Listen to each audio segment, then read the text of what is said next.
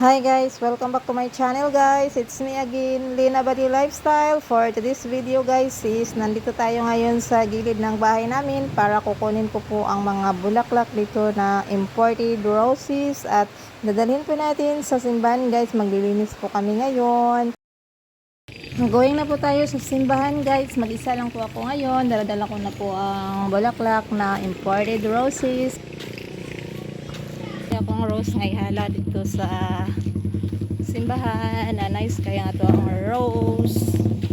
Ang mga kasama ko po na maglilinis sa simbahan po ngayon guys is nandun na po sila ngayon sa simbahan. Nauna na po sila si Kuya Lando at saka si Ate Amay. So ako is naglaba pa kasi ako. Tinapos ko po ang labahan ko guys. Saka ako pupunta ng simbahan para po maglilinis. So tulong po ako doon sa sa paglilinis nila Ate Amay at saka ni Kuya Lando. So kami lang pong tatlo ang lagi pong maglilinis tuwing sponsor po namin guys sa JSK.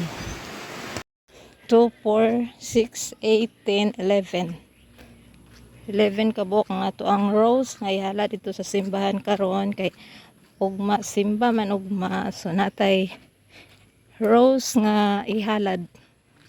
So nabot na ta diri sa simbahan. Kana lang hindo na silang Ate Amay. Nabot na ta diri guys. Nabot na ta diri sa simbahan. Te. Ako'y bulak oh. Ha? Nana silang kuya diri oh. Si Ate Amay. Nanlaba pa man guguti ang bitiwas ba kay kakaon og manok.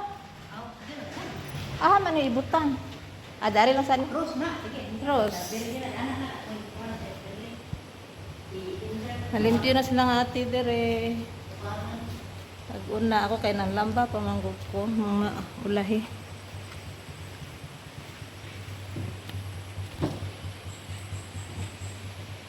So dito muna ako sa labas magwalis guys kasi nasa loob na si Kuya, pero tutulungan ko po siya mamaya. Tutulungan ko po sila mamaya guys. Dito muna ako sa labas, magwalis muna ako dito sa labas.